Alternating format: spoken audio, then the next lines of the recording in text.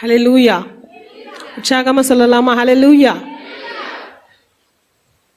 இந்த நாளிலே ஒவ்வொருவரையும் அநாதி தீர்மானத்தின்படி முன்குறித்து கர்த்தர் கூட்டி வந்து சேர்த்திருக்கிறார். நிச்சயமாகவே அந்த நோக்கத்தையும் திட்டத்தையும் நிறைவேற்றி திரும்பி அனுப்புவார். உணர்ந்தவர்களாக இந்த வேளையில் கண்களை மூடி ஒரு விசையாய் தேவன் இடைபடும்படியாக, தேவன் பேசும்படியாக கர்த்தரை நோக்கி நாம் பார்க்க போகிறோம். வல்லபிதாவே, அப்பா, இந்த அருமையான வேலைக்காய் நன்றி செலுத்துகிறோம் ஆண்டவரே. அப்பா, இந்த அருமையான வேலையிலும் ஆண்டவரே பிள்ளைகளோடு நீங்கள் இடைபடும்படியாய் ஜெபிக்கிறேன் ஆண்டவரே. நீங்கள் பேசும்படியாய் ஜெபிக்கிறேன் ஆண்டவரே. எந்த நோக்கத்துக்காக பிள்ளைகளை இந்த வேலையில் அப்பா இங்கே கூட்டி வந்து சேர்த்து இருக்கிறீங்களோ அப்பா, அந்த நோக்கத்தையும் திட்டத்தையும் அப்பா நிறைவேற்றும்படியாய் ஜெபிக்கிறேன் ஆண்டவரே. அடியேன் அல்ல, அடியனை மறைத்து நீங்கள் வெளிப்படும்படியாய் ஜெபிக்கிறேன் ஆண்டவரே. என்னென்ன வார்த்தைகளே அப்பா பிள்ளைகளுக்காய் நீங்கள் வைத்திருக்கிறீங்களப்பா, அது திட்டமும் தெளிவுமா அடியேன் பேச கிருபை தரும்படியாக ஜெபிக்கிறேன் ஆண்டவரே. அதுக்கு விரோதமாக எழும்புகிற எல்லா காரியத்தையும் நீங்கள் நிர்மூலமாக்கி போடும்படியாக ஜெபிக்கிறேன் ஆண்டவரே. மறைத்து கொள்ளுங்க ஆண்டவரே, நீங்கள் வெளிப்படுங்க ஆண்டவரே. ஸ்தோத்திரம் ஆண்டவரே. பிள்ளைகளோடு நீங்கள் பேசுங்க ஆண்டவரே. அப்பா, இருதயத்திலே அப்பா ஊடுருவி போகத்தக்கதான வார்த்தைகளா இருக்க என் தகப்பன் நீங்கள் கிருபை பாராட்டும்படியாக ஜெபிக்கிறேன் ஆண்டவரே. உடைய கரத்தில் இந்த நேரத்தை ஒப்பு கொடுத்து ஜெபிக்கிறேன். உடைய ஆளுக்குள்ள ஒப்பு கொடுத்து ஜெபிக்கிறேன். ஏசு கிறிஸ்துவின் மூலம் ஜெபிக்கிறேன் நல்ல பிதாவே, ஆமேன். இன்றைய நாளுக்காக காத்திருந்த பொழுது கர்த்தர் கொடுத்ததான வார்த்தை எடுத்தவர்கள் வாசிக்கலாமே. ஏசாயா தீர்க்கதரிசியின் புஸ்தகம் 60வது அதிகாரம் 22வது வசனத்தை. சின்னவன் 1000-உம் சிறியவன் பலத்த ஜாதியுமாவான், கர்த்தராகிய நான் ஏற்ற காலத்தில் இதை தீவிரமாய் நடப்பிப்பேன். சின்னவன் 1000-ஆய் மாறுவான், சிறியவன் பலத்த ஜாதியுமாய் மாறுவான். கர்த்தராகிய நான் ஏற்ற காலத்துல இதை தீவிரமாய் நான் நடப்பேன். குயிக்கா நடக்கும். ஏற்ற காலம். ஆனா எப்போ நடக்கும் தெரியுமா? ஏற்ற காலம். அவருக்கு ஏற்ற காலம்தான். நம்ம நினைக்கிற காலம் அல்ல, நம்முடைய சித்தம் அல்ல. ஒரு வேளை திங்க் பண்ணலாம், உடனே நடந்தா ஒரு வேளை நல்லா இருக்குமேன்னு சொல்லி கூட நம்ம திங்க் பண்ணலாம். ஆனாலும் ஏற்ற காலம் வரும் பொழுது கர்த்தர் அதை தீவிரமாய் நடத்தி கொடுப்பார். சீக்கிரமா எப்படி நடக்குதுன்னே தெரியாது. சீக்கிரமாய் குயிக்கா எல்லாமே சொப்பனம் போல கண்ணு மூடி கண்ணை திறக்கிறக்குள்ள எல்லாம் நடந்து முடிஞ்சிடும். கர்த்தர் அப்படியான காரியங்களை செய்ய அவர் வல்லவரா இருக்கிறார். இந்த நாளிலே கர்த்தர் கூட்டி வந்திருக்கிறாரா?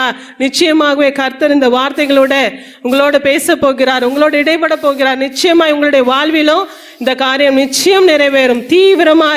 தீவிரமாய் அவர் செய்ய வல்லவரா இருக்கிறார். எல்லா காரியத்தையும் ஏற்ற நேரத்தில் நீங்க யோசிக்கிற நேரம் அல்ல, ஏற்ற நேரத்துல கர்த்தர் அதை தீவிரமாய் நடத்தி கொடுக்க வல்லவரா இருக்கிற வேத வசனங்கள் சில காரியங்கள் இப்படியாய் சொல்லுகிறது. வாசிக்கலாமே.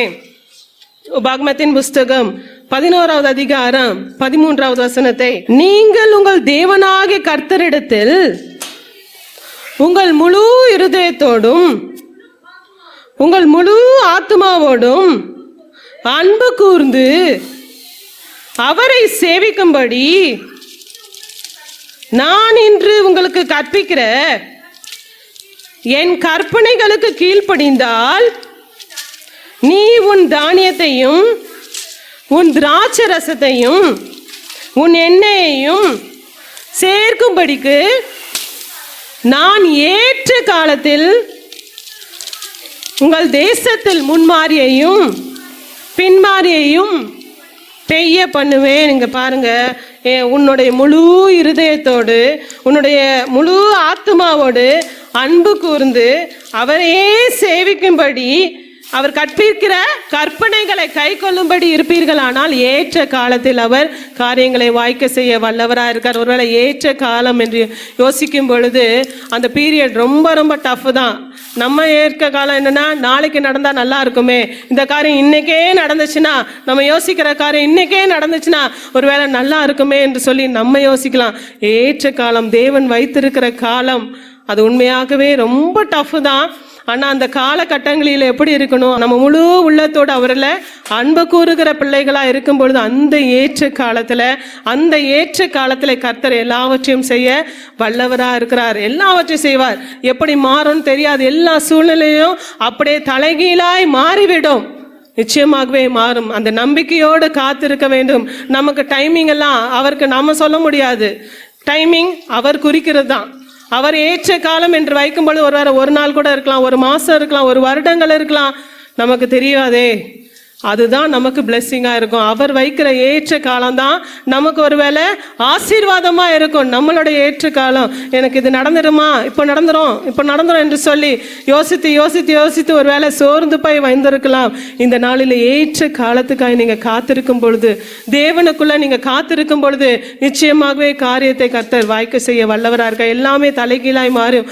எல்லாமே 1000 மடங்கு ஆசீர்வாதம். சின்னதான ஆசீர்வாதம் இல்ல, சின்னவன் 1000 மடங்கு ஆசீர்வாதத்தை பெறுவான், மாறுவான். 1000 மடங்கான ஆசீர்வாதம், பெரிய ஆசீர்வாதங்களை அவர் கொடுக்க வல்லவரா இருக்க. ஏற்ற காலத்துக்காய் நீங்க காத்திருக்க வேண்டும். அதுதான் நம்ம செய்ய வேண்டியது. கர்த்தருடைய பாதத்துல காத்திருக்கணும். முதல்ல கர்த்தரை தான் விடுறோம், கர்த்தருடைய சமூகத்தை தான் ஓடி வரத விட்டுறாங்க ஜனங்க. ஏற்ற காலம் உண்மையாகவே அது டஃப் தான். ஆனாலும் கர்த்தருக்குள்ள நீங்க நிலைத்து நிற்கும் போது அந்த ஏற்ற காலத்துல எப்படி போகுதுன்னே தெரியாது. எல்லாமே அழகாய் உருண்டு போய்விடும். யோசித்து பாருங்க, இந்த ஏற்ற காலம் உங்களுடைய காலகட்டங்களிலே வந்திருக்கிறதா? இன்னும் வரலனாலும் கர்த்தருடைய கரத்தை பிடித்து கொள்ளுங்க, கர்த்தருடைய பாதத்தை பிடித்து கொள்ளுங்க. கர்த்தருடைய சமூகத்துல தேடி ஓடி வரத நிறுத்தாதீங்க. முறுமுறுக்கிறதுனால எந்த பிரயோஜனமும் இல்லை, புலம்புவதனால எந்த பிரயோஜனமும் இல்லை. ஏற்ற காலத்துல தீவிரமாய் சீக்கிரமாய் ஏற்ற காலம் அவர் குறித்திருக்கிற காலம் வரும்பொழுது அது தீவிரமாய் கர்த்தர் செய்து முடிக்க வல்லவரா இருக்கிறார். தேவ பிள்ளைகளே, சோர்ந்து போகாதீங்க. கர்த்தரை பற்றி கொள்ள மறவாதீங்க. கர்த்தருடைய சமூகத்துல ஓடி வர மறக்காதீங்க. கர்த்தருடைய வார்த்தைகளை கேட்க, கர்த்தருடைய வார்த்தைகளை வாசிக்க மறக்கவே செய்யாதீங்க. கர்த்தரை விட்டுட்டீங்கன்னா ஒன்றுமே உங்களுடைய வாழ்க்கையில வரவே செய்யாது. இன்றைய நாளில நாம் நிலைத்து நிற்கிறோம்னா அது உண்மையாகவே அவருடைய சுத்த கிருபைதான். அவர் இல்லைன்னா உண்மையாகவே நாம் ஜீரோ தான். நீங்க ஜீரோ தான். அவர் இருக்கிறதுனால தான் இன்றைய நாள் நாம் இந்த உலகத்துல நிலைத்து நிற்க முடிகிறது. எத்தனை காரியங்கள், எத்தனை போராட்டங்கள், எத்தனை பிரச்சனைகள். அப்படியே உங்களுடைய வாழ்க்கை திரும்பி பாருங்க. எனக்கு எதுவுமே செய்யல ஆண்டவர்னு யாருமே சொல்லவே முடியாதுங்க. அவ்வளவான காரியங்கள், அவ்வளவு மகத்தான காரியங்களை கர்த்தர் செய்து கொண்டேதான் இருக்கிறார். கிடைக்காததை நினைத்து ஒரு வேளை சோர்ந்து போய் இந்த நாளிலே வந்திருக்கலாம். ஏற்ற காலம் என்று ஒன்று உண்டு. கர்த்தர் வைத்திருக்கிற காலம் என்று ஒன்று உண்டு. நிச்சயமாகவே அந்த காலத்துல கர்த்தர் தீவிரமாய் செய்ய வல்லவரா இருக்கிறார். தீவிரமாய் எல்லா காரியத்தையும் செய்ய வல்லவரா இருக்கிறார். அவளுடைய கரத்துல அடங்கி இருக்க வேண்டும். இன்னொரு வேத வசனம் இவ்வாறாக சொல்லுகிறத வாசிக்கலாமே. ஆபகு தீர்க்கதரிசியின் புஸ்தகம் 2வது அதிகாரம் 3வது வசனத்தை. குறித்த காலத்துக்காக தரிசனம் இன்னும் வைக்கப்பட்டு இருக்கிறது, முடிவிலே அது விளங்கும், அது பொய் சொல்லாது, அது தாமதித்தாலும் அதற்கு காத்திரு, அதற்காக காத்திரு. குறித்த காலத்துக்காக தரிசனம் இன்னும் வைக்கப்பட்டிருக்கிறது. தாமதிக்கும் தான், ஆனாலும் அதற்காக காத்திரு. கர்த்தருடைய பாதத்துல காத்திருக்கும் பொழுது கர்த்தர் எல்லாவற்றையும் நிறைவேற்ற வல்லவரா இருக்கலாம். அநேக வாக்குத்தத்த வார்த்தைகள் இந்த வருடம் ஒருவேளை உங்களுக்கு கர்த்தர் கொடுத்திருக்கலாம். யோசித்து பாருங்க.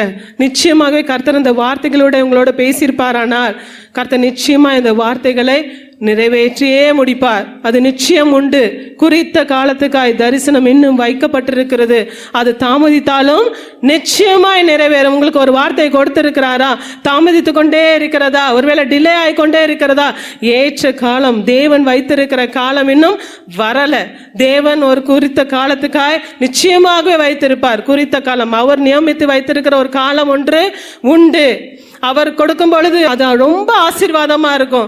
அவர் நியமித்த காலத்துக்கு முன்பாக எதையாவது பெற்றுக்கொள்ளணும்னு நினைத்தோன்னா நிச்சயமாகவே அது பிளெஸிங்கா இருக்கவே இருக்காது. அவரோட போராடி பெற்றுக்கொள்ளுகிற காரியங்கள் எதுவும் உண்மையாகவே பிளெஸிங்கா இருக்காது. குறித்த காலத்துக்காக நிச்சயமாகவே காத்திருக்கும் பொழுது, ஏற்ற காலம் வரும் பொழுது கர்த்தர் எல்லாவற்றையும் தீவிரமாய் அவர் நடத்தி முடிக்க வல்லவரா இருக்கிறார். சங்கீதங்களின் புஸ்தகம் 126 சங்கீதம் 1ஆம் வசனம் இவ்வாறாக சொல்லுகிறது, வாசிக்கலாமே.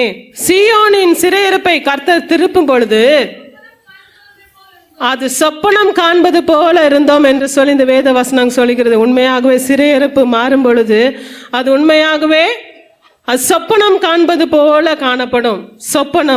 சொப்பனம் காண்பது போல, எப்படி தூங்கி முழிச்சோன்னு அது காணாம போயிருமோ அப்படியா ஒவ்வொருத்தருடைய சிறையிருப்பு ஒவ்வொரு காரியங்களும் திருப்பும் பொழுது அது அப்படியே மாறுதலாய் முடிகிறதை பார்க்க முடிகிறது. நிச்சயமாகவே கர்த்தர் இந்த காரியத்துல ஜெயமாய் முடிய பண்ணுவார். சீக்கிரத்துல தீவிரமாய் கர்த்தர் செய்து முடிக்க வல்லவரா இருக்கிறார். நிச்சயமாகவே செய்வார். கலங்க வேண்டியதில்லை, தவிக்க வேண்டியதில்லை, இந்த காரியம் எப்படிதான் முடியும் என்று சொல்லி நீங்க யோசிக்க வேண்டியதே இல்லை. நிச்சயமாகவே தீவிரமாய் கர்த்தர் நடத்தி கொடுக்க வல்லவரா இருக்கிறார். ஏற்ற காலத்துக்காய் காத்திருக்கும் பொழுது தீவிரமாய் கர்த்தர் இறங்கி செயல்பட வல்லவரார். உங்களுடைய வாழ்க்கையில என்னென்ன காரியங்களுக்காய் நீங்க காத்திருக்கிறீங்க அப்படியே யோசித்து பாருங்க. அநேக காரியங்களை பெற்றிருக்கிறீங்களே கூட, அநேக காரியங்கள் யோசிக்காத காரியங்கள் கூட கர்த்தர் கொடுத்திருக்கிறாரு. ஏற்ற காலம் என்று வரும்பொழுது நிச்சயமாகவே கர்த்தர் எல்லாவற்றையும் கொடுக்க வல்லவரா இருக்கார். தீவிரமாய் அதை அவர் செய்து முடிக்க வல்லவரா இருக்கிறார். ஏசாயா தீர்க்கதரிசி மூலமாக கர்த்தர் கொடுத்த வார்த்தைகள் தான் இந்த வார்த்தைகள். ஏசாயா தீர்க்கதரிசி மூலமா ஒரு தீர்க்க தரிசனமான வார்த்தைகளாய் இந்த ஏசாயா 60வது அதிகாரத்துல நாம் பார்க்கணும். ஒவ்வொரு வசனங்களும் தீர்க்க தரிசனமாய் முன் உரைத்த வார்த்தைகளாய் இந்த வார்த்தைகள் காணப்படுகிறது. அடிமைத்தனங்களை சிக்குவாங்க, அவங்க திரும்ப வருவாங்க, இஸ்ரவேல் ஜனங்களுக்கு இப்படியான ஆசீர்வாதங்கள் வரும் என்று சொல்லி அநேக காரியங்களை இந்த ஏசாயா தீர்க்கதரிசி அழகாய் சொல்லி இருக்கிறாரு. நிச்சயமாகவே ஏற்ற நேரத்துல உங்களுடைய வாழ்க்கையிலும் ஏற்ற நேரம் குறித்த காலம் என்று வரும் பொழுது கர்த்தர் தீவிரமாய் இறங்கி செயல்பட வல்லவரா இருக்கிறார். என்ன காரியமா இருந்தாலும் இந்த காரியம் எப்படி என்று சொல்லி ஒருவேளை நீங்க யோசித்து இந்த நாளிலே ஆகுமா, இது முடியுமா, இது நடக்குமா என்று சொல்லி யோசித்து இந்த நாளில நீங்க கடந்து வந்திருக்கலாம். ஏற்ற காலம் என்று வரும் பொழுது கர்த்தர் தீவிரமாய் உங்களுக்காய் நடத்த வல்லவரா இருக்கிறார். அவருடைய பாதத்துல காத்துருங்க. முழு இருதயத்தோடு அவர் இல்ல அன்பு கூறுகிற பிள்ளைகளாய் காணப்படணும். முழு இருதயத்தோடு அவரை நோக்கி கூப்பிடுகிற பிள்ளைகளாய் காணப்படணும். இன்னொரு வசனம் எவ்வாறாக சொல்லுகிறது, வாசிக்கலாமே. உபாகமத்தின் புஸ்தகம் 11வது அதிகாரம் 13 மற்றும் 14வது வசனத்தை. நீங்கள் உங்கள் தேவனாகிய கர்த்தரிடத்தில் உங்கள் முழு இருதயத்தோடும் உங்கள் முழு ஆத்மாவோடும் அன்பு கூர்ந்து அவரை சேவிக்கும்படி நான் இன்று உங்களுக்கு கற்பிக்கிற என் கற்பனைகளுக்கு கீழ்ப்படிந்தால் நீ உன் தானியத்தையும் உன் திராட்சரசத்தையும் உன் எண்ணெயையும் சேர்க்கும்படிக்கு நான் ஏற்ற காலத்தில் உங்கள் தேசத்தில் முன்மாரியையும் பின்மாரியையும் பெய்ய பண்ணி மிருக ஜீவன்களுக்காக உன் வெளிகளிலே புல் முளைக்கும்படி செய்வேன். நீ சாப்பிட்டு திருப்தி அடைவாய் என்கிறார். உன் தானியத்தையும் திராட்சரசத்தையும் உன் எண்ணெயையும் சேர்க்கும்படிக்கு நான் ஏற்ற காலத்துல உங்கள் தேசத்துல முன்மாரியை பின்மாரியையும் பெய்ய பண்ணுவேன். நீ செய்ய வேண்டியது என்ன தெரியுமா? முழு இருதயத்தோடு முழு ஆத்மாவோடும் அன்பு கூர்ந்து அவரை சேவிக்கும்படி நான் இன்று உங்களுக்கு கற்பிக்கிற என் கற்பனைகளிலே கீழ்ப்படிந்தீர்கள். ஆனால் இந்த ஆசீர்வாதங்கள் எல்லாம் ஏற்ற காலத்துல ஒன்றிலும் குறைவுபடாதபடி ஏற்ற காலத்துல இந்த ஆசீர்வாதங்கள்லாம் உனக்கு நான் கொடுப்பேன் என்று சொல்லி கர்த்தர் வாக்குரைக்கிறவராய் காணப்படுகிறார். என்னென்ன காரியங்களில குறைவுபட்டவர்களாய் ஒருவேளை நீங்க காணப்படலாம், என்னென்ன காரியங்களிலே குறைவுபட்டவர்களாய் நீங்க காணப்பட்டாலும் முழு இருதயத்தோடு அவரில் அன்பு கூறுகிற பிள்ளைகளாய் நீங்க காணும் பொழுது, அவருடைய கற்பனைகளை கை கொள்ளுகிற பிள்ளைகளாய் நீங்க காணும் பொழுது, நீங்க இருக்கும் பொழுது நிச்சயமாகவே கர்த்தர் உங்களுக்கு தேவையான எல்லா ஆசீர்வாதங்களையும் கொடுக்க வல்லவரா இருக்கிறார். சோர்ந்து போகாதீங்க. அந்த ஏற்ற காலம் வரும் வரைக்கும் காணப்படுகிற எல்லா சூழ்நிலையும் கண்டு சோர்ந்து போகாதீங்க, துவண்டு போகாதீங்க, கலங்கி ஒருவேளை கவலையோடு கண்ணீரோடு காணப்படாதீங்க.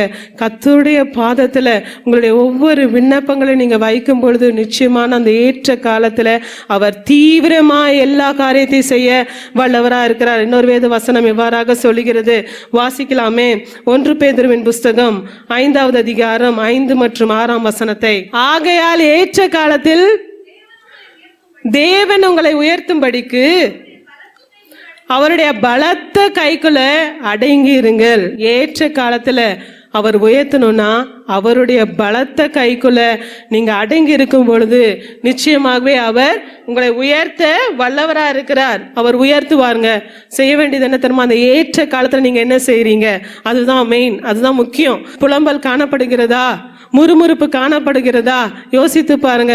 அந்த ஏற்ற காலம் வரும் வரைக்கும் உங்களுடைய காரியங்கள் என்ன யோசிக்கிறீங்க, என்ன புலம்புறீங்க, என்னதான் செய்றீங்க? யோசித்து பாருங்க. தேவனுடைய பாத தண்டையில உட்கார்ந்து இருக்கிறீங்களா? ஏற்ற காலம் வரும் வரை பொறுமையோடு காத்து இருக்கிறீங்களா? அவருடைய பலத்த கைக்குள்ள அடங்கி இருக்கிறீங்களா? அவரை முழு இருதயத்தோடு தேடுகிறீர்களா? முறுமுறுக்கிற காரியங்கள் காணப்படுகிறதா? யோசித்து பாருங்க, யோசித்து பாருங்க. இதுவரைக்கும் அப்படியான முறுமுறுப்பு காரியங்கள் உங்களுடைய காரியங்களில் இருக்குமானால் இப்பொழுதே மாற்றுங்க. புலம்பல் இருக்குன்னா மாற்றுங்க. கர்த்தர் செய்ய வல்லவரா இருக்கிறார். முழு விசுவாசத்தையும் அவர் அண்டை வைங்க, அவர் மேல் நம்பிக்கை வைங்க. நிச்சயமாகவே ஏற்ற காலத்தில் அவர் தீவிரமாய் செய்ய வல்லவரா இருக்கிறார். அவருடைய பலத்த கைக்குள்ள அடங்கி இருக்கணும். காலம் அவர் கரத்துல தான் இருக்கிறது, அவர் கரத்துல தான் இருக்கிறது. காலங்களை நாம் வரையறுக்கவே முடியாது. காலங்கள் அவர் காலத்துல இருக்கிறது. ஏற்ற காலத்துல தீவிரமாய் அவர் செய்ய வல்லவரா இருக்கிறார். அவருடைய பலத்த கைக்குள் அடங்கி இருக்கும் பொழுது நிச்சயமாகவே அந்த ஏற்ற காலத்திலே அவர் ஆசீர்வாதங்களை கொடுக்க வல்லவரா இருக்கிறார். முழு இருதயத்தோடு அவர் தேட வேணும். அந்த ஏற்ற காலத்துல முழுமையான இருதயத்தோடு, உண்மையான இருதயத்தோடு அவரை தேடுகிற பிள்ளைகளாய், அவருடைய கற்பனைகளை கட்டளைகளை கை கொள்ளுகிற பிள்ளைகளாய் நீங்களும் நானும் இருப்போமானால் நிச்சயமாக நமக்கு வர வேண்டிய எல்லா ஆசீர்வாதங்களையும் அவர் கொடுக்க வல்லவராக இருக்கிறார். சோர்ந்து போகாதீங்க. ஏற்ற காலம் என்னுடைய வாழ்க்கையில வரலையோ யோசிக்காதீங்க. நிச்சயமா அவருடைய பாதத்துல உண்மையான இருதயத்தோடு, முழு இருதயத்தோடு அவரையே சேவிக்கிற பிள்ளைகளாய், அவரையே தேடுகிற பிள்ளைகளாய், அவரையே நோக்கி பார்க்கிற பிள்ளைகளாய் நீங்க இருப்பீங்கன்னா நிச்சயமா ஏற்ற காலத்துல தீவிரமாய் கர்த்தர் எல்லாவற்றையும் செய்ய வல்லவரா இருக்கிறார். சோர்ந்து போகாதீங்க, கலங்காதீங்க. கண்ணீரோடு இந்த வாழ்நாளில நீங்க ஒருவேளை கடந்து வந்திருக்கலாம். என் தேவன் எனக்கு ஏதாவது செய்ய மாட்டாரா என்று சொல்லி ஒருவேளை யோசித்து கூட இந்த நாளில நீங்க கடந்து வந்திருக்கலாம். என் தேவன் ஒருவர் உண்டு.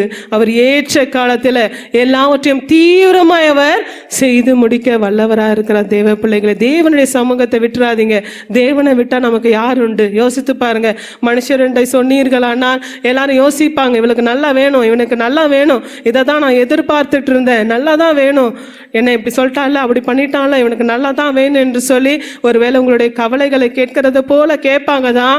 ஆனா பின்னாடி போய் பேசுகிற ஜனங்களாய் தான் ஜனங்க காணப்படுவாங்கங்க.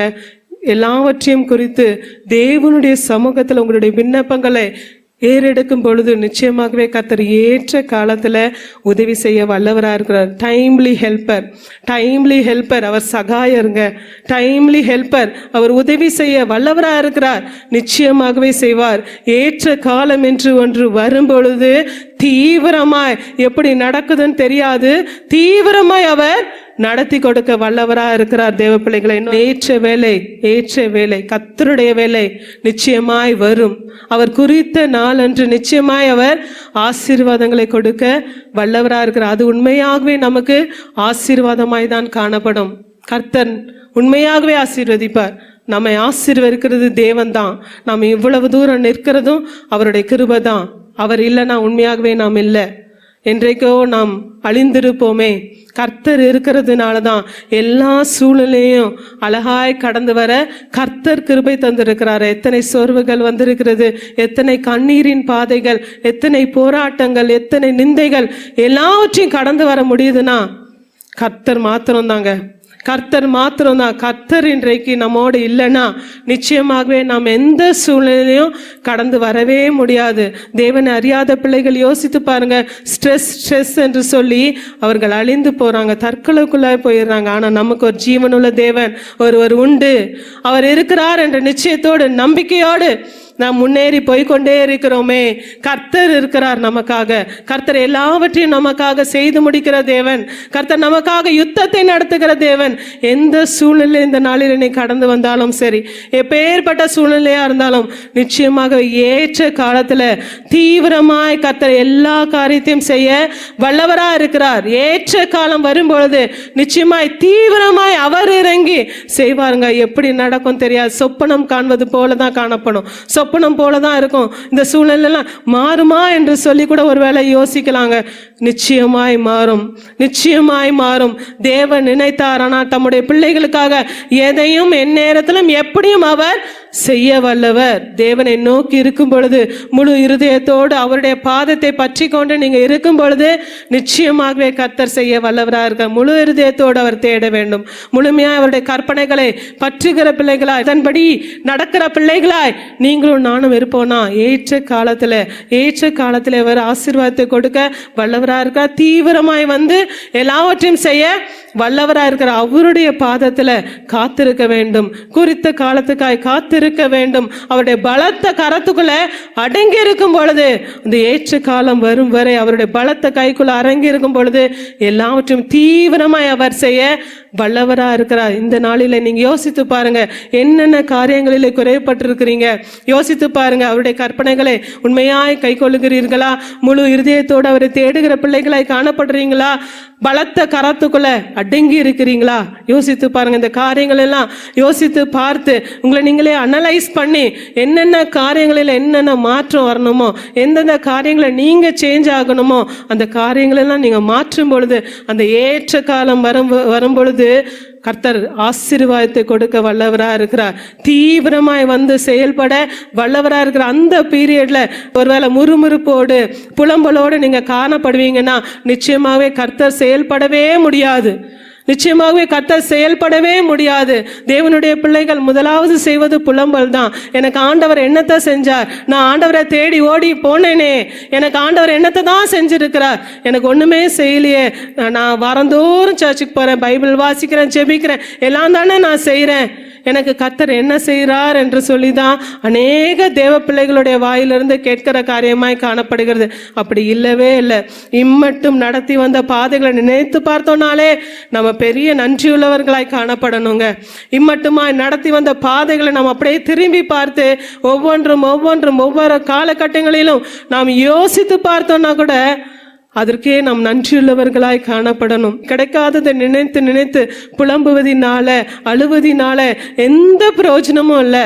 கர்த்தர் செய்த மகத்தான காரியங்களை நினைத்து துதிக்கிற பிள்ளைகளாய் காணப்படணும். ஒருவேளை குறைகள் காணப்படுதுன்னா ஒருவேளை உங்களுடைய என்னுடைய குறைகளாய் காணப்படும். ஒருவேளை உங்களுடைய என்னுடைய குறைகளாக கூட இருக்கலாம். நாம் ஒருவேளை தோல்விகளோடு நாம் காணப்படுறோம்னா, ஒருவேளை தேவையில்லாத காரியங்களில் சிக்கி கொண்டு இருக்கிறோம்னா எல்லாம் நம்மளுடைய தவறுதலாக தான் இருக்கும். கர்த்தர் அப்படி நடத்துகிற தேவன் அல்ல. இஸ்ரவேலை ஆசீர்வதிப்பு தான் கர்த்தருக்கு பிரியம். இஸ்ரவேல் ஆசீர்வாதமா இருக்கணும், தேவனுடைய பிள்ளைகள் ஆசீர்வாதமா இருக்கணும். அதுதான் தேவனுடைய விருப்பமாய் காணப்படுகிறது. ஒருவேளை அதில் குறைப்பட்டவர்களாய் நீங்க காணப்படுவீங்கன்னா நிச்சயமாகவே நீங்க தான் உங்களை அனலைஸ் பண்ணி என்னென்ன காரியங்களிலே நான் சேஞ்சஸ் கொண்டு வரணும், என்னென்ன காரியங்களிலே நான் மாற்றங்களை கொண்டு வரணும், என்னென்ன காரியங்களிலே நான் என்னை சரிப்படுத்தி கொள்ள வேண்டும் என்று சொல்லி நீங்க தாங்க யோசித்து கொள்ளணும். ஏற்ற காலத்தில் கர்த்தர் செயல்படக்கூடாதபடி என்னென்ன தடைகள் என்னுடைய வாழ்க்கையில காணப்படுகிறது என்று சொல்லி நீங்க யோசிக்கும் பொழுது, அந்த காரியங்களிலே நீங்க சரி செய்து கொள்ளும் பொழுது நிச்சயமாகவே அந்த ஏற்ற காலத்திலே கர்த்தர் தீவிரமாய் வந்து செயல்பட வல்லவரா இருக்கிறார். கர்த்தர் நிச்சயமாகவே ஆசீர்வதிப்பார். அதுதான் கர்த்தர் விருப்பப்படுகிற. என் பிள்ளை ஆசீர்வாதமா இருக்கணும், என் பிள்ளைக்கு விரோதமா யாரும் எழும்பக்கூடாது, என் பிள்ளைக்கு விரோதமா யாரும் பேசக்கூடாது. இதுதான் ஆண்டவருடைய விருப்பங்க.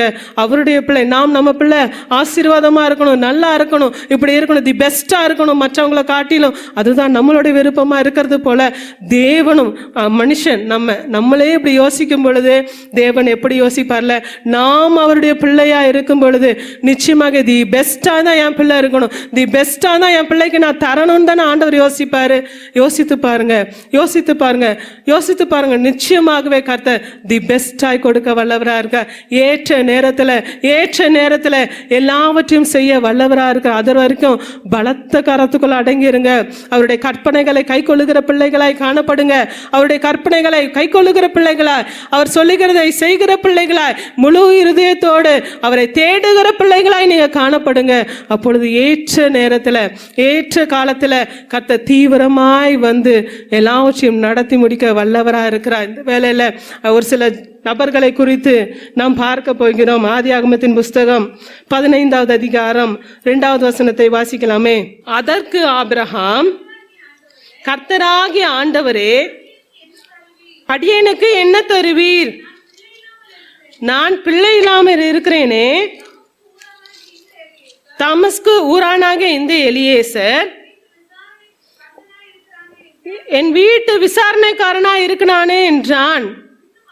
பின்னும் ஆபிராம், தேவரீர் எனக்கு புத்திர சந்தானம் அருளவில்லை, இதோ என் வீட்டிலே பிறந்த பிள்ளை எனக்கு சுதந்திரவாளியா இருக்கிறான் என்றான். அப்பொழுது கர்த்தருடைய வார்த்தை அவனுக்கு உண்டாகி, இவன் உனக்கு சுதந்திரவாளி அல்ல, உன் கற்ப பிறப்பாய் இருப்பவனே உனக்கு சுதந்திரவாளி ஆவான் என்று சொல்லி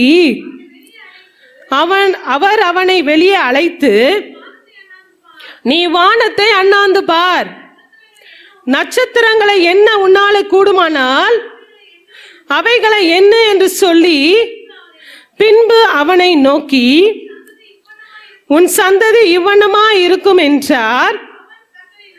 அவன் கர்த்தரை விசுவாசித்தான், அதை அவர் அவனுக்கு நீதியாக எண்ணினார். கர்த்தர் கொடுத்த வார்த்தை ஆபிரகாமுக்கு, நீ வந்து அண்ணாந்து பாரு, என்ன கூடுமானால் நட்சத்திரங்களை என்ன கூடுமானால் உன்னால் என்ன கூடுமானால் அவைகளை என்ன என்று சொல்லி, பின்பு அவன் இன்னைக்கு உன் சந்ததி இவ்வளவா இருக்கும், நிச்சயமாகவே உன் சந்ததி இவ்வளவா இருக்கும், உனக்கு ஒரு பிள்ளை கண்டிப்பா நான் கொடுப்பேன் என்று சொல்லி கர்த்தர் வாக்குத்தத்தம் கொடுத்தாரு. ஆனால் கொஞ்சம் தாமதம் தான். ஏற்ற காலம் வருவரை காத்திருக்க வேண்டும். தேவனுடைய பாதத்துல நாம் காத்திருக்க வேண்டும். ஆதியாகமத்தின் புஸ்தகம் 18வது அதிகாரம் 14வது வசனம் இவ்வாறாக சொல்லுகிறது, வாசிக்கலாமே. கர்த்தரால் ஆகாத காரியம் உண்டோ? உற்பவ கால திட்டத்தில் உன்னிடத்திற்கு திரும்ப வருவேன், அப்பொழுது சாராளுக்கு ஒரு குமாரன் இருப்பான் என்றார். இது திரும்ப அடுத்ததாக கர்த்தர் கொள்றாரு, என்னால ஆகாத காரியம் ஒன்று உண்டு நீ யோசிக்கிறியா? உற்பவ கால திட்டத்துல உன்னிடத்தில் நான் திரும்ப வருவேன், அப்பொழுது ஒரு குமாரனை நிச்சயமாக சாராளுக்கு கொடுப்பேன் என்று சொல்லி வாக்குத்தத்தம் கொடுக்கிறாரு. எல்லாவற்றையும் மறந்தவர்களாய்தான் இடைப்பட்ட காலங்களிலே பல காரியங்கள் நடந்தது. ஆனாலும் தேவன் அவருடைய வார்த்தையை மாறவே இல்லை. ஏற்ற காலம் வரும் பொழுது அவர் ஆசீர்வாதத்தை கொடுத்தார், குழந்தையை கொடுத்தார். கர்த்தர் ஆசீர்வதித்தாருங்க. அந்த ஏற்ற காலம் வரும் வரை காத்திருக்கலனா துன்பங்களுக்குள்ளாய் பிரச்சனைகளுக்குள்ளாய் மாட்டிக்கொள்வீர்கள். ஏற்ற காலம் வரை காத்திருக்கும் பொழுது நிச்சயமாகவே தி பெஸ்டான ஆசீர்வாதமாய் கர்த்தர் கொடுக்க வல்லவராக இருக்கிறார். கால தாமதம் ஒருவேளை ஆகலாம். நாங்களும் 9 ஆண்டு காலம் காத்திருந்தோம் தான். கர்த்தர் வாக்குத்தத்தம் கொடுத்து நியான் லைட்ல கிரேசன் என்று சொல்லி பேர்லாம் கொடுத்துட்டாரு. மகன் தரிசனமாய் அந்த நேம் கூட பார்த்துட்டாங்க. கிரேசன் என்று சொல்லி நேம் அழகா நியான் லைட்ல ஒரு கரம் எழுதுகிறதை தரிசனமாக மகன் பார்த்தாங்க தான். அந்த தரிசனம் நிறைவேற கால தாமதம் ஆயிடுச்சு. கர்த்தர் வந்து மகனை கொடுத்தார். 9 ஆண்டுகள் பல நிந்தனை பல காரியங்களுக்குள்ளாய் நாங்கள் சென்றோம் தான். ஆனாலும் தேவனை விடலை. அந்த ஏற்ற காலத்துக்காய் தேவனை நோக்கி நாங்கள் காத்திருந்தோம். தேவனை பற்றி கொண்டு நாங்கள் காத்திருந்தோம். கர்த்தர் கொடுத்த வார்த்தையை பிடித்து நாங்கள் காத்திருந்தோம். கர்த்தர் கொடுத்த வார்த்தை மாறவே இல்லை. ஏற்ற காலம் வந்தது. கர்த்தர் அடியேனை நினைவு கூர்ந்தார். மகனை கொடுத்து மட்டுமாய் நடத்தி கொண்டு இருக்கிறார். நோ பாசிபிள் இல்லாத சூழ்நிலையை பாசிபிளா மாத்துறது தான் தேவனுடைய கரம். பாசிபிளே இல்லை. ஒருவேளை நீங்க யோசித்து கடந்து வந்திருக்கலாம், இந்த சூழ்நிலையில் நிச்சயமா முடியவே முடியாது என்று சொல்லி கூட நீங்க கடந்து வந்திருக்கலாம். தேவ பிள்ளைகளே, பாசிபிளா மாத்துறது தேவனுடைய கரம் மாத்திரமே. எனக்கு அப்படிதான் கர்த்தர் செய்தார். உண்மையாகவே அது பெரிய பெரிய கிருபை தான். கர்த்தர் கொடுத்திருக்கு பெரிய கிருபை, பெரிய ஸ்லாக்கியம். கர்த்தர் அழகாய் ஏற்ற நேரத்துல கர்த்தர் எங்களை நினைவு கூர்ந்தார். கர்த்தர் ஏற்ற நேரத்துல கர்த்தர் எங்களை நினைவு கூர்ந்து கர்ப்பத்தின் கனியை கொடுத்து கர்த்தரை ஆசீர்வதித்திருக்கிறார். இந்த வேளையில ஒருவேளை நிந்தனையோடு நீங்க கூட கடந்து வரலாம். நிந்தனையின் பாதைகளில ஒருவேளை கடந்து வந்து கொண்டு இருக்கலாம். கர்த்தர் ஏற்ற காலம் என்று வரும் பொழுது அது நிச்சயமாகவே எங்களுக்கே அது ஆச்சரியமா தான் இருந்துச்சு. டாக்டர் சொல்லும்போது இட்ஸ் அ பாசிட்டிவ் என்று சொல்லும் பொழுது உண்மையாகவே ஆச்சரியமா தான் இருந்தது. இவங்க இல்லை, மீட்டிங்கு போயிட்டாங்க, வால்பாறை மீட்டிங்க்கு. முதல்ல ஃபோன் பண்ணி சொன்ன ஒரே ஆச்சரியம், எப்படி பாசிபிளா என்று சொல்லி எப்படி நடந்தது இது? உண்மையாகவே தேவனுடைய செயல். உண்மையாகவே தேவன் எங்களை நினைவு கூர்ந்தார். தேவனை நாங்கள் விடல. தேவன் ஏற்ற காலம் வந்தது. கர்த்தர் எங்களை ஆசீர்வதித்தார். ஒவ்வொரு நாளும் கர்த்தர் நடத்தி கொண்டே இருக்கிறார். ஏற்ற காலம் நிச்சயமாக உங்களுடைய வாழ்க்கையில வரும். ஏற்ற காலம் நிச்சயமாகவே உங்களுடைய வாழ்க்கையில் வரும். ரிப்போர்ட்ஸ் என்ன வேணாலும் சொல்லலாம். நான் சாட்சி ஏற்ற காலம் வந்தது. கர்த்தரே நினைவு கூர்ந்தார். ஏன்னா நாங்கள் ப்ரூஃபாகவே வச்சுருக்கோம். ரிப்போர்ட்ஸை ப்ரூஃபாகவே நாங்கள் வச்சுருக்கோம். கர்த்தர் தான் மகனை கொடுத்தது. கர்த்தர் தான். கர்த்தர் நடத்தி கொண்டே இருக்கிறார். நிச்சயமாகவே உங்களுடைய வாழ்க்கையிலும் என்னுடைய வாழ்க்கையில் ஏற்ற காலம் வரலையா ஒருவேளை நீங்கள் யோசிக்கலாம். இல்லை, நிச்சயமாய் கர்த்தர் ஒரு ஏற்ற காலம் வைத்திருப்பார். நிச்சயமாய் அந்த நாட்களிலே கர்த்தர் அதை தீவிரமாய் செய்து முடிப்பார். உண்மையாகவே அது எங்களுக்கு கனவு போலதான் தோன்றிச்சு. இது எப்படி ஆகும்? கர்த்தருடைய செயல். கர்த்தர் நினைத்தார், ஆனால் எந்த சூழ்நிலையும் எப்படியும் மாற்ற முடியும். தேவ பிள்ளைகளே, நாங்கள் சாட்சி. உண்மையாகவே கர்த்தர் எல்லா சூழ்நிலையும் மாற்றி தர வல்லவராக இருக்கிறார். சோர்ந்து போகாதீங்க. கர்த்தர் நடத்துவார். நாம் விசுவாசிக்கிறவர் இன்னார் என்று அறிந்து கொள்ள வேண்டும். நாம் நம்பினோர் இன்னார் என்று அறிந்து கொள்ள வேண்டும். மற்றவர்களோடு இருக்கிறவரை காட்டிலும் நம்மோடு இருக்கிறவர் அவர் பெரியவருங்க. நம்மோடு இருக்கிறவர் சர்வ வல்லமையுள்ள தேவன். எல்லா சூழ்நிலையும் மாற்ற வல்லவர். எல்லா காரியத்தையும் ஜெயமாய் முடிக்க அவர் வல்லவர். அவருடைய பாதத்துல நீங்க இருக்கணும். கர்த்தர் விருப்பப்படுகிறது அதுதான். எத்தனை சூழ்நிலைகள் கடந்து வந்தாலும் என் பிள்ளை என்னோடு இருக்கணும். நாம் விருப்பப்படுகிறது அதானே. என் பிள்ளை என் பேச்சை கேட்கணும், என் பிள்ளை என்னோட இருக்கணும். அதுதானே நாம் விருப்பப்படுவோம்ல. தேவனும் விருப்பப்படுகிறது அதுதான். என் பிள்ளை என்னோடையே இருக்கணும். அதனால தான் சில பாடுகள், சில பிரச்சனைகள். ஏன்னா பாடுகள் பிரச்சனை வந்தாதான் தேவனுடைய பிள்ளைகள் தேவனை தேடுறாங்க. தேவனுடைய பிள்ளைகள் தேவனை பிடிச்சிக்கிறாங்க. இல்லைன்னா லெத்தாஜிக்கா இருந்துக்கிறாங்க. ஒண்ணுமே கவலை இல்லை, ஒரு பிரச்சனையும் இல்லைன்னா ஆண்டவரை தேடுகிற காரியங்கள் இல்லவே இல்லை. எல்லாமே மறைந்து போகுது. கர்த்தர் இல்லைன்னா நாம் இல்லை. அது உணர்ந்தவர்களாக என்றென்றைக்கும் நான் கடந்து வர வேண்டும். என்றென்றைக்கும் நீங்க கடந்து வரணும். முன்குறித்து இருக்கிறார். யாரும் சும்மாலாம் அழைத்து வரப்படவே இல்லைங்க. கர்த்தர் முன்குறித்து ஒவ்வொருவரையும் அழைத்து கொண்டு வந்து கொண்டே இருக்கிறார். உண்மையாகவே கர்த்தர் அழைத்து வந்திருக்கிறார்னா உண்மையா அதுல ஒரு நோக்கம் உண்டு, அதோட சித்தம் உண்டு. நிச்சயமாகவே நடத்த வல்லவருங்க. என்ன காரியமா இருந்தாலும் நிச்சயமாய் அவர் ஏற்ற காலத்தில் அதை தீவிரமாய் செய்ய வல்லவரா இருக்கிறார். அவருடைய பலத்த கரத்துக்குள்ள அடங்கிருங்க. அவருடைய பலத்த கரத்துக்குள்ள அடங்கிருங்க. அவரை விட்டுறாதீங்க. அவருடைய கரம் உங்களை பிடிச்சுக்கிட்டோம். எப்பொழுதுமே அவரோடு சார்ந்து இருக்கிற பிள்ளைகளாய் நீங்க காணப்படுங்க. எப்பொழுதுமே அவரோட சஞ்சரிக்கிற வாழ்வு பெறுகிற பிள்ளைகளாய் காணப்படுங்க. எப்பொழுதுமே துதிக்கிற பிள்ளைகளாய் காணப்படுங்க. உங்களுடைய வாயிலிருந்து முறுமுறுத்தல் வேண்டாம். வேண்டவே வேண்டாம். கர்த்தர் இருக்கிறார். எல்லாவற்றையும் பார்த்து கொள்வார். எனக்காக யாவும் செய்து முடிக்கிற தேவன். அடிக்கடி எனக்கு நினைவுக்கு வருகிற வார்த்தை அதுதான். கர்த்தர் எனக்காக யாவையும் செய்து முடிப்பார். இது அதுன்ட்டு இல்லை, கர்த்தர் எனக்காக யாவையும் செய்து முடிப்பார். கர்த்தர் தான் செய்வார். நிச்சயமாக எனக்காக எல்லாவற்றையும் செய்து முடிக்கிற தேவனுங்க உங்களுக்கும் செய்ய வல்லவராக இருக்கிறார். ஏற்ற காலம் என்று வரும்பொழுது நிச்சயமாகவே கர்த்தர் உங்களுக்கு செய்வாருங்க. இன்னொரு சம்பவத்தை நாம் வாசிக்க போகிறோம். யோசேப்பு குறித்து நாம் பார்க்க போகிறோம். ஆதியாகமத்தின் புஸ்தகம் 37வது அதிகாரம் 2ஆம் வசனம் வாசிக்கலாமே. யாக்கோபுடைய சந்ததியின் வரலாறு.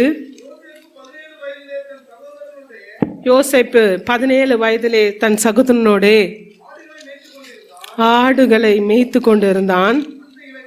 அந்த இளைஞன் பில்கால் சில்பால் என்னும் தன் தகப்பனுடைய மறுமனை ஆட்டிகளின் குமாரரோடு இருந்து அவர்களுடைய துன்மாக்கத்தை தன் தகப்பனுக்கு சொல்லி வருவான். பாருங்க, 17 வயது ஆடுகளை மேய்த்து கொண்டு இருந்தவன் தான் இந்த யோசேப்பு. அடுத்ததாக நாம் பார்க்கும் பொழுது 5ஆம் வசனம் இவ்வாறாக சொல்லுகிறது. ஒரு சொப்பனம் காண்கிறார். வாசிக்கலாமே. யோசேப்பு ஒரு சொப்பனம் கண்டு அதை தன் சகோதரருக்கு அறிவித்தான். அது நிமித்தம் அவனை இன்னும் அதிகமாய் பகைத்தார்கள். அவன் அவர்களை நோக்கி, நான் கண்ட சொப்பனத்தை கேளுங்கள். நாம் வயலில் அறுத்த அரிகளை கட்டி கொண்டு இருந்தோம். அப்பொழுது என்னுடைய அரிக்கட்டு நிமிர்ந்திருந்தது. உங்கள் அரிக்கட்டுகள் என் அரைக்கட்டை சுற்றி வணங்கி நின்றது என்றான். ஒரு சொப்பனம் காண்கிறான். அதனால அவங்க சகோதரருக்கெல்லாம் ரொம்ப கோபம். ஏன்னா அவரோட யோசேப்போட அரிக்கட்டு மட்டும் நிமிர்ந்து இருந்துச்சா, மற்றவங்க எல்லாம் வணங்குற மாதிரி ஒரு சொப்பனம். 17வது வயதுல அவர் காண்கிறாரு. அந்த ஏற்ற காலம் வரும்பொழுது அவருக்குள்ள ஒரு உயர்வை கர்த்தர் கொடுக்கிறார். அது வரைக்கும் அவர் பட்ட பாடுக்கு அளவே இல்லை. அவங்க சகோதரர்லாம் சேர்ந்து குழியில தூக்கி போட்டாங்க, விற்றுட்டாங்க. அப்புறம் போத்திபார் மனைவி அங்க பாத்தீங்கன்னா அங்கேயும் பிரச்சனை. தேவையில்லாத ஒரு காரியங்களுக்காக சிறைச்சாலையில போறாரு. சிறைச்சாலை வாழ்க்கை தொடர்ந்து பிரச்சனை தான்.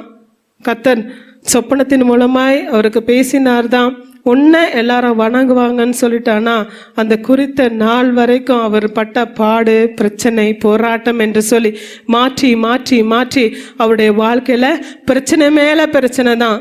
அவர் எப்பொழுது கர்த்தர் உயர்த்தினார் என்று நம்ம சொல்லி பார்க்கும் பொழுது 41வது அதிகாரம் 42வது வசனத்தை வாசிக்கலாமே.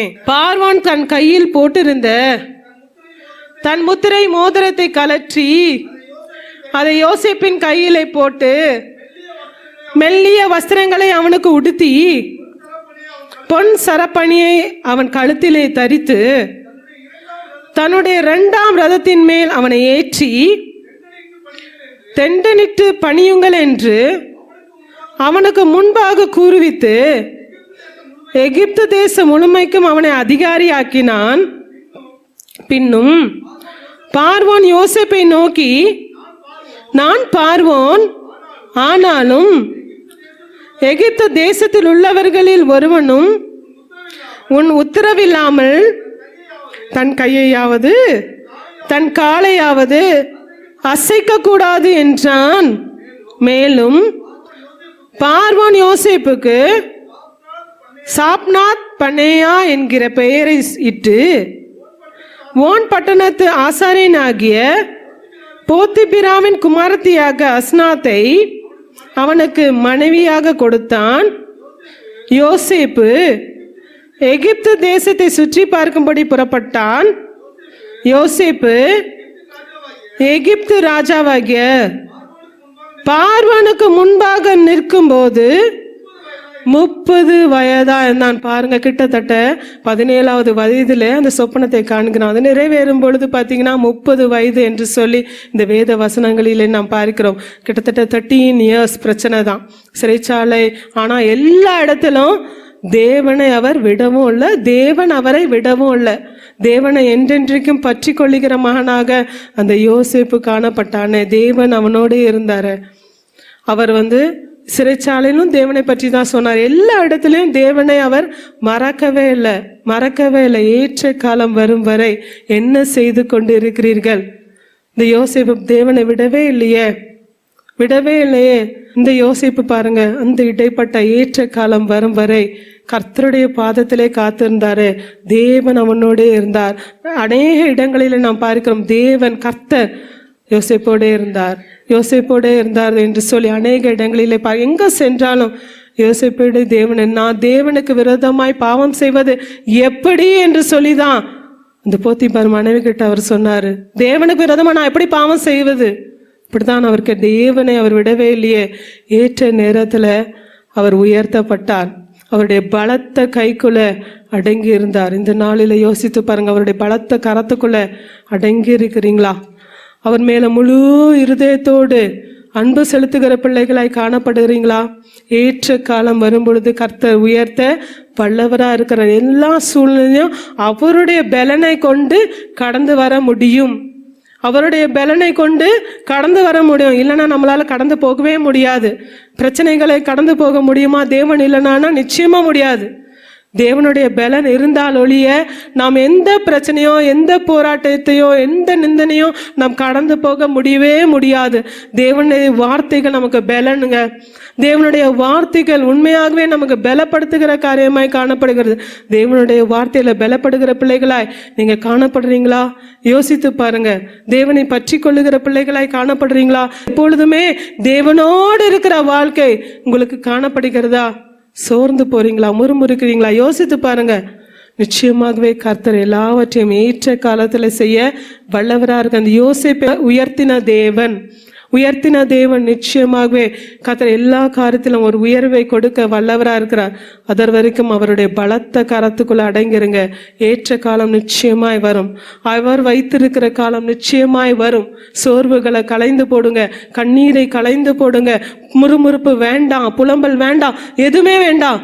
கர்த்தருடைய பாதத்தில் தேவன் நிச்சயமாக செய்வார் என்று நம்பிக்கையோடு காத்திருக்கும் பொழுது, ஏற்ற காலம் வரும் பொழுது தீவிரமாய் குவிக்காய் அதை செய்து முடிக்க வல்லவராக இருக்க. அவனுடைய சூழ்நிலையில மாற்றம் வரும்பொழுது எல்லாமே கட நடந்துச்சு. எப்படி நடந்துச்சுன்னே தெரியல. தீவிரமாய் கர்த்தர் செயல்களை நடத்தினாரே. தீவிரமாய் செய்து அவன் திடீர்னு எப்படி இதெல்லாம் நடந்ததுன்னு கூட யோசித்திருக்கலாம். திடீர்னு எல்லாமே நடந்தது. அவன் உயர்த்தப்படுகிற காரியங்களை பார்க்கிறோம். அப்புறம் அவங்களுடைய சகோதரர்கள்லாம் அவனை வணங்குறாங்க. பஞ்சம் வந்துருச்சு. அவங்களோட சகோதரோட ஊர்ல பஞ்சம் வந்ததுனால எல்லாரும் இங்க சாப்பாடு கேட்க வராங்க. இங்க கேட்க வரும்போது பாத்தீங்கன்னா அவர்கள் எல்லாம் யோசேப்பை வணங்குறாங்க. இதுதான் பின் வருகிற அதிகாரங்களில நாம் பார்க்கிறோம். அவர் கண்ட சொப்பனம் அதுதான். என்னுடைய அரிக்கட்டு நிமிர்ந்து நிற்கிறது, நீங்கள் எல்லாம் என்ன வணங்குறீங்க என்பதாக தான் அவருடைய சொப்பனம். அது அப்பொழுது நிறைவேறின காலம் உண்மையாகவே அது ஒரு டஃபஸ்ட் காலமாய் தான் அவனுக்கு தோன்றினது. உண்மையாகவே டஃபஸ்டா தான் காணப்படுகிறது. சங்கீதத்தின் புஸ்தகத்தில் நாம் பார்க்கிறோம். 105வது சங்கீதம் 19வது வசனம் இவ்வாறாக சொல்லுகிறது. வாசிக்கலாமே. கர்த்தர் சொன்ன வார்த்தை நிறைவேறும் அளவும் அவனுடைய வசனம் அவனை புடமிட்டது. கர்த்தருடைய வார்த்தை நிறைவேறும் அளவும் அவருடைய வசனங்க அவனை புடமிடுகிறதாய் காணப்படுகிறது. விலங்குலாம் போட்டாங்க என்று சொல்லி நம் வசனங்களிலே பார்க்கிறோம். அவ்வளவு துன்புறுத்தப்பட்டதான். ஆனாலும் தேவனை அவர் மறக்கவே இல்லை, தேவனை விடவே இல்லை. ஏற்ற காலம் என்று ஒன்று வந்தது. கர்த்தர் அவனை உயர்த்தினார். கர்த்தர் சொன்னபடியே உயர்த்தினார். நிச்சயமாக ஏற்ற காலம் என்று தேவன் வைத்திருக்கிற காலம் நிச்சயமாய் வரும். கர்த்தருடைய சமூகத்துல இருக்கும் பொழுது நிச்சயமாகவே அதற்குரிய ஆசீர்வாதத்தை பலனையும் நீங்க பெற்றுக்கொள்வீங்க. இன்னொரு பகுதிகளில் நாம் பார்க்கும் பொழுது லூக்கா எழுதின சுவிசேஷம் 13வது அதிகாரம் 10வது வசனம் இவ்வாறாக சொல்லுகிறது. வாசிக்கலாமே. ஒரு ஓய்வு நாளில் அவர் ஜெபாலயத்தில் போஜனம் பண்ணி கொண்டிருந்த பொழுது, அப்பொழுது 18 வருஷமாய் பலவீனப்படுத்தின ஆவியை கொண்ட ஒரு ஸ்திரீ அங்கே இருந்தாள். அவள் எவ்வளவேனும் நிமிரமுடாத கூனியாயிருந்தாள். இயேசு அவளை கண்டு தம்மிடத்தில் அழைத்து, ஸ்திரீயே, உன் பலவீனத்தினின்று விடுதலையாக்கப்பட்டாய் என்று சொல்லி அவள் மேல் தமது கையை வைத்தார். உடனே அவள் நிமிர்ந்து தேவனை மகிமைப்படுத்தினார். இங்க பாருங்க, 18 வருஷ காலம் ஜெப ஆலயத்துல சென்றதுனாலதான் அவளுக்கு அந்த அற்புதம் கிடைச்சது. ஒருவேளை அன்றைய நாளிலே இயேசு கிறிஸ்து வருகிற அந்த நாளிலே அவ வரலனா நிச்சயமாகவே இந்த அற்புதம் கிடைச்சிருக்குமானா ஒரு கொஸ்டின் மார்க் தான், ஒரு கேள்விக்குறி தான். அவ வந்ததுனாலதான். ஒருவேளை காலங்கள் கடந்து விட்டதே, 18 வருஷ காலம் ஆயிடுச்சு, இதுக்கு மேலேயா எனக்கு அற்புதம் நடக்க போகுது என்று சொல்லி ஒருவேளை முடங்கி கொண்டு வீட்டில் உட்கார்ந்து இருந்தானா இந்த அற்புதம் நடந்திருக்குமா என்று சொல்லி பார்க்கும் பொழுது நிச்சயமாகவே இல்லை. அன்றைய நாள் அந்த அற்புதத்தை அவ மிஸ் பண்ணியிருப்பாளே, கிடைச்சிருக்காதே அந்த அற்புதம். அவ வந்ததுனாலதான், தேவனுடைய சமூகத்துல அவ காத்து இருந்ததுனாலதான், அனுதினம் எப்பொழுதுமே வருவான்ற மாதிரி தான் இதுல போட்டிருக்குல்ல. எப்பொழுதுமே 18 வருஷ காலங்கள் பலவீனப்படுத்தின இந்த கூனி, பலவீனப்படுத்துகிற இந்த சாத்தான் பலவீனப்படுத்தி கொண்டு இருந்தானே, அவ சோர்ந்து போய் உட்காரலையே, சோர்ந்து போய் வீட்டில் முடங்கி இல்லையே, இனியா எனக்கு அற்புதம் நடக்க போகுது, 18 வருஷம் ஆயிடுச்சு, இனியா இந்த சூழ்நிலை மாறப்போகுது, இனியா என் கூன் நிமிரப்பட போகிறது என்று சொல்லி ஒருவேளை வீட்டில் அமர்ந்திருந்தாள்னா நிச்சயமாகவே இந்த அற்புதம் அந்த நாளிலே நடந்திருக்காது. இயேசு வந்திருப்பாரு, அவர் ஊழியத்தை செய்து போயிட்டே இருந்திருப்பாரு, நிச்சயமாகவே அவளுக்கு அந்த அற்புதம் கிடைச்சிருக்காது. தேவனுடைய சமூகத்தை மறக்காதீங்க, மறக்காதீங்க. 18 வருஷம் யோசித்து பாருங்க, எவ்வளவேனும் நிமிரக்கூடாத கூனி என்று சொல்லி இந்த வேத பகுதிகள் சொல்லுகிறது. அவ்வளவாய் பெண்ட் பண்ணி நடந்திருப்பா, எவ்வளவு கஷ்டம், எவ்வளவு கஷ்டம். ஆனா சோர்ந்து போகாதபடி தேவனுடைய சமூகத்துல தேடி ஓடி வந்தது நிமித்தமாக தான் அந்த அற்புதத்தை அவள் பெற்றுக்கொண்டாள். சோர்ந்து போகாதபடி தேவனுடைய சமூகத்துல நீங்க ஓடி வரும் பொழுது நிச்சயமாக ஏற்ற நேரம் என்று வரும். அந்த கூனிக்கு அந்த நாள் தான் கர்த்தர் வைத்திருந்த ஏற்ற நேரம், அந்த நாள் தான் கர்த்தர் முன்குறித்திருந்த ஏற்ற நேரம். ஒருவேளை நீ உங்களுக்கு வைத்திருந்த ஏற்ற நேரத்துல நீங்க தேவனுடைய சமூகத்துல இல்லாதபடி இருந்தீங்கன்னா யோசித்து பாருங்க, உங்களுக்கு அந்த அற்புதம் நடக்குமா? யோசித்து பாருங்க. நீங்க ஒருவேளை அழுது ஜெபம் பண்ணி எல்லா வாரமும் வரீங்க, ஒரு நாள் கர்த்தர் உங்களை ஆசீர்வதிக்கும்படியா கடந்து வரணும்னு நினைத்திருந்த நாள் அன்று ஒருவேளை பல தடைகள் வரலாம், பல காரியங்கள் நிமித்தமா ஒருவேளை வராம கூட நீங்க இருக்கலாம். ஆனா அந்த நாளை கர்த்தர் ஒருவேளை முன்குறித்திருந்தார்னா யோசித்து பாருங்க. தேவனுடைய சமூகத்தை மட்டும் என்னைக்குமே மறக்காதீங்க. தேவன் தான், தேவன் நினைத்தாரானால் மாத்திரமே எல்லா சூழ்நிலையும் மாற்ற முடியும். நிச்சயமாகவே எல்லா சூழ்நிலையும் கடந்து வர தேவ பலன் நிச்சயமாகவே வேணும். தீவிரமாய் அவர் நடத்த வல்லவரா இருக்க, சீக்கிரத்துல அவர் எல்லாவற்றையும் மாற்றி கர்த்தர் ஜெயத்தை கொடுக்க வல்லவரா இருக்கார். இன்னும் எஸ்தரை குறித்து நாம் பார்க்கிறோம். எஸ்தரின் புஸ்தகம் 4வது அதிகாரம் 16வது வசனம் இவ்வாறாக சொல்லுகிறது, வாசிக்கலாமே.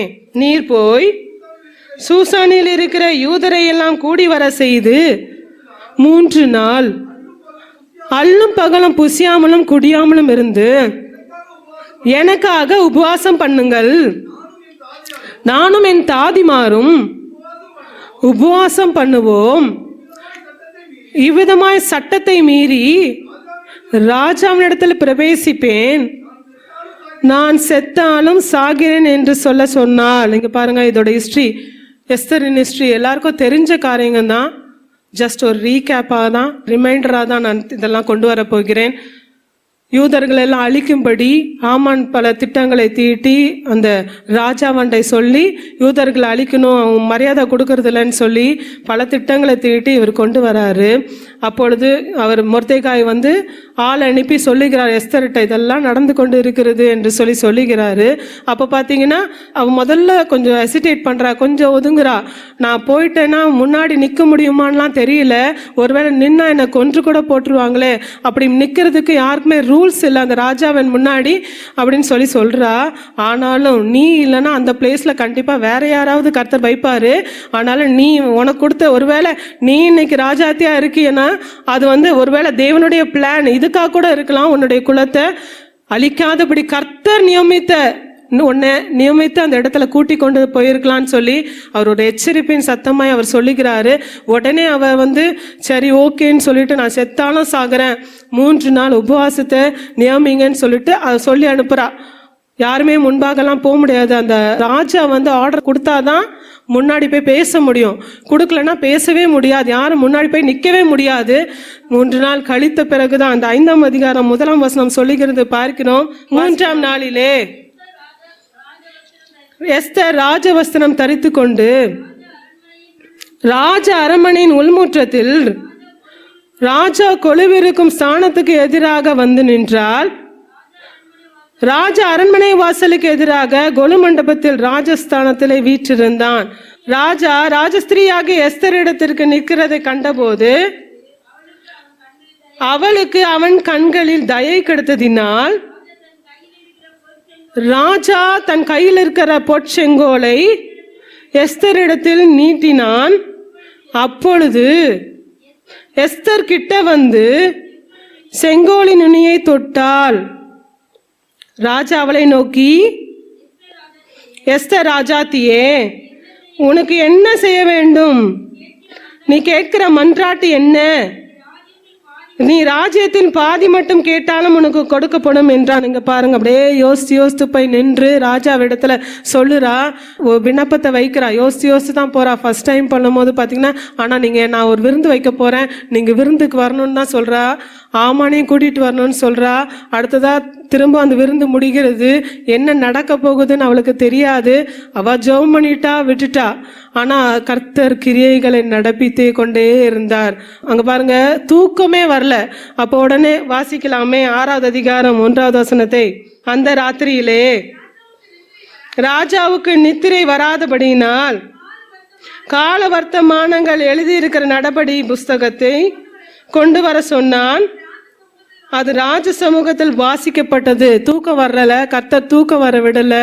பாருங்க, தூங்காதபடி இருந்ததுனாலதான் அந்த புஸ்தகத்தை கொண்டு வான்னு சொல்றாரு.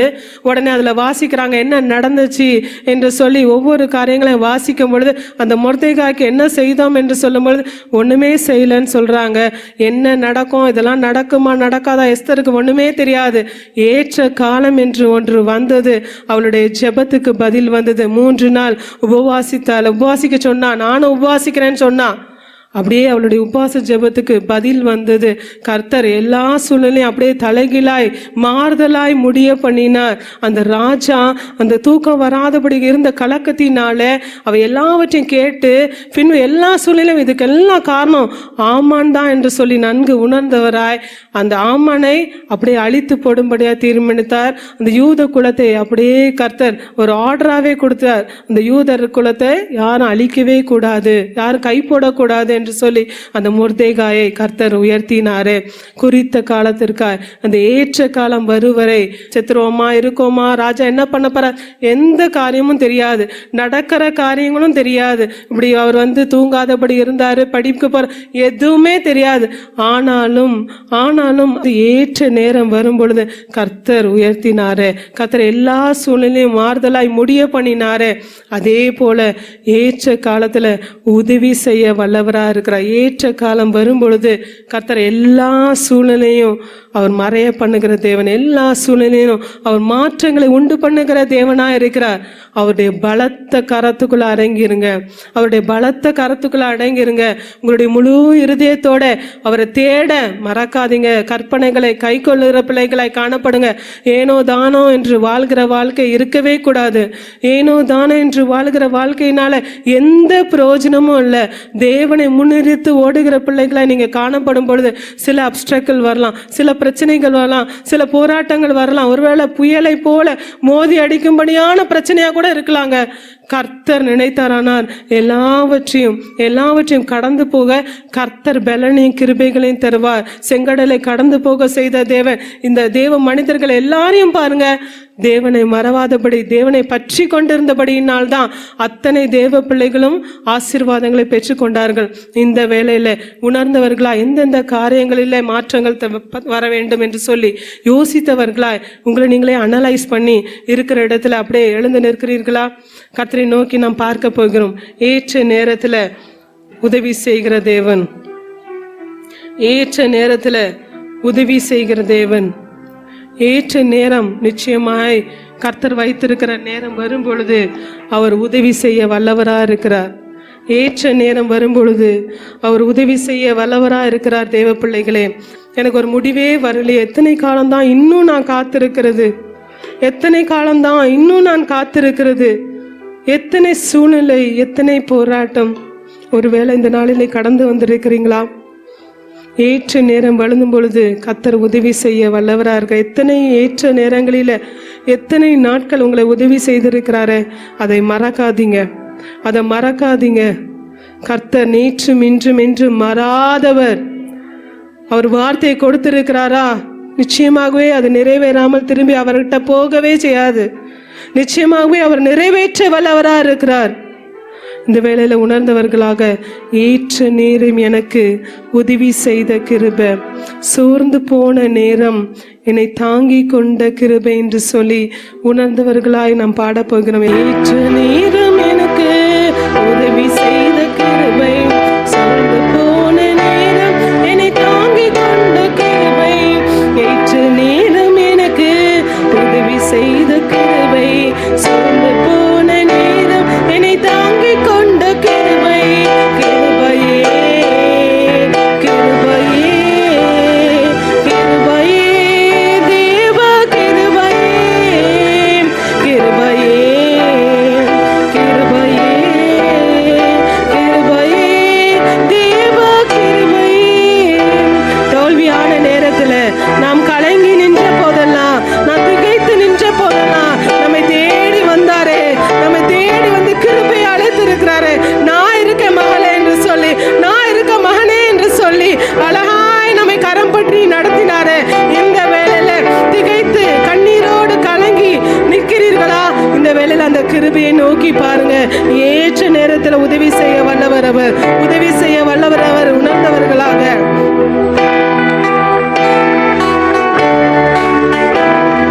தோல்வியான நேரம் கலங்கி நின்ற வேளை, திகைத்து நின்ற போது தேடி வந்த கிருபை.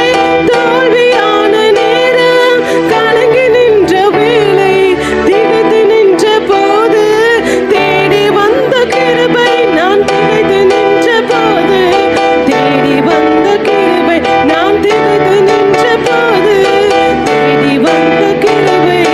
ஏற்ற நேரம் எனக்கு உதவி செய்த கிருபை, சோர்ந்து போன நேரம் என்னை தாங்கி கொண்ட கிருபை, ஏற்ற நேரம் எனக்கு உதவி செய்த கிருபை, சோர்ந்து போன நேரம் என் தாங்கி கொண்ட கிருபை. மனமுடைந்த நேரம், நொறுங்கி போன வேளை, நாம் கதறி அழுத போது நான் இருக்கேன் மகளே என்று சொல்லி அணைத்து கொண்ட அந்த கிருபை, அணைத்து கொண்ட அந்த கிருபை. மனமுடைந்து பாரத்தோடு அவரை நோக்கி பார்க்கும் பொழுது எத்தனை வார்த்தைகள், எத்தனை வார்த்தைகள் ஆதரவாய் கடந்து வந்தது.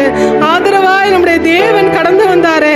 எனக்கு ஆதரவாய் யாராவது கடந்து வருவார்களா என்று சொல்லி திகைத்து நின்ற போது, கதறி அழுத போது, எனக்கு யாருமே இல்லையே, என்னுடைய துக்கத்தை கேட்க யாராவது இருக்காங்களா என்று சொல்லி நீங்க கதறி அழுத போதெல்லாம் அனைத்த கிருபை, அனைத்த கிருபை, ஏற்ற நேரத்தில் உதவி செய்த கிருபை. உணர்ந்தவர்களாக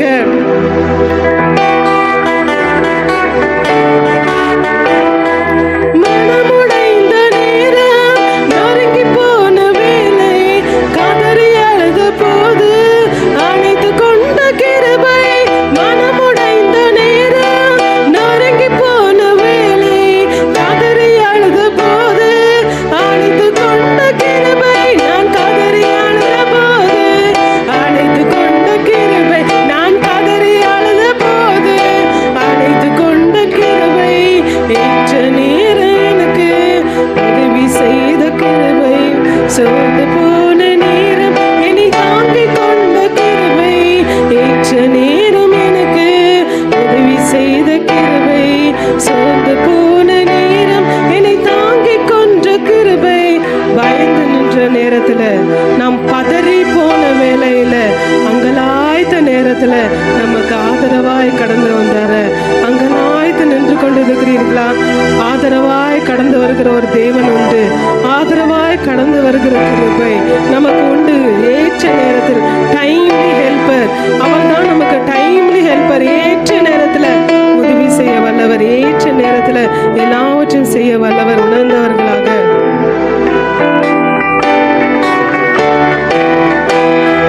பயந்து நின்ற நேரம், பதறி போன வேளை, அங்கலாய்த்த போது ஆதரித்த கிருபை.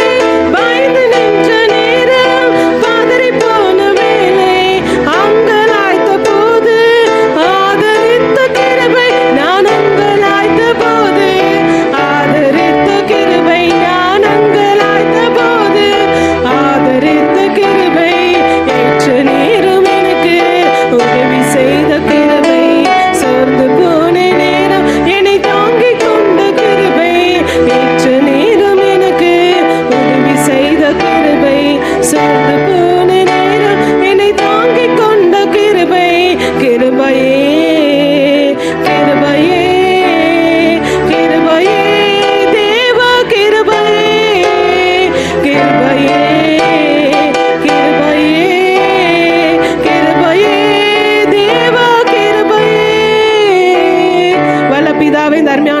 வேலைக்காய் நன்றி செலுத்துகிறோம் ஆண்டவரே. ஏற்ற நேரத்துல தீவிரமாய் செய்கிற தேவன், தீவிரமாய் நடப்பிக்கிற தேவன், இந்த வேலையில நீங்க இறங்கும்படியாய் ஜெபிக்கிறேன் ஆண்டவரே. ஏற்ற நேரத்துல பிள்ளைகளுக்கு உதவி செய்யும்படியாய் ஜெபிக்கிறேன் அப்பா. என்னென்ன காரியங்களுக்காய் நம்முடைய சமூகத்துல இந்த நாளிலே அப்பா கடந்து வந்திருக்கிறாங்களா, ஜெபிக்கிறாங்களா ஆண்டவரே, அந்த காரியங்களிலே ஏற்ற நேரத்துல தீவிரமாய் நீங்க நடத்தி கொடுக்கும்படியாக ஜெபிக்கிறேன் அப்பா. என் கர்த்தர் நீங்க தீவிரமாய் கடந்து வரும்படியா நடத்தி கொடுக்கும்படியாக ஜெபிக்கிறேன். சோர்வுகளை கடந்து போடுங்க ஆண்டவரே, கண்ணீரை நீக்கி போடுங்க ஆண்டவரே. விண்ணப்பத்தை கேட்கிற தேவன், கண்ணீரை காண்கிற தேவன், இந்த வேளையில கலக்கத்தோடு திகைத்து நின்ற பாதையிலே என் தகப்பன் நீங்க வழியாய் கடந்து வரும்படியாக ஜெபிக்கிறேன் அப்பா. வழி இதுவே, இதில் நடவுங்கள் என்று சொல்லுகிற சத்தம் பிள்ளைகளுடைய காதுகளில் துணிக்கும்படியாக ஜெபிக்கிறேன் அப்பா. நீங்க உதவி செய்யும்படியாக ஜெபிக்கிறேன். எந்தெந்த காரியத்துல திகைத்து போல் வழி தெரியாமல் நிக்கிறாங்களோ அப்பா, அந்த காரியத்துல வழியை உண்டாக்கி தரும்படியாக ஜெபிக்கிறேன் அப்பா. அப்பா ஸ்தோத்திரிக்கிறோம் ஆண்டவரே. எந்தெந்த காரியங்களில மாற்றங்களை நீங்க தரணும் ஆண்டவரே, அந்தந்த காரியங்களில ஒப்பு கொடுக்கிற இந்த பிள்ளைகள் ஒப்பு கொடுக்கிற இந்த வேலையில மாற்றங்களை தரும்படியாக ஜெபிக்கிறேன் அப்பா. பொறுமையோடு உம்முடைய சமூகத்துல அப்பா, அப்பா பலத்த கரத்துக்குள்ள அப்பா அடங்கி இருக்கத்தக்கதான கிருபைகள் அப்பா பிள்ளைகளுக்கு நீங்க தரும்படியாக ஜெபிக்கிறேன் அப்பா. ஸ்தோத்திரிக்கிறோம் ஆண்டவரே. முழுமையா உம்முடைய கரத்துல ஒப்பு கொடுக்கிறேன். பொறுப்படுத்தி வழிநடத்துங்க. இயேசு கிறிஸ்து மூலம் ஜெபிக்கிறேன் நல்ல பிதாவே, ஆமென். கர்த்தராகிய இயேசு கிறிஸ்துவினுடைய கிருபை, பிதாவாகிய தேவனுடைய அன்பு, பரிசுத்த ஆவியானவருடைய ஐக்கியம் இப்பொழுது சதா காலம் அனைவரோடு கொண்டு தீமாய் நிலைத்திருப்பதாக.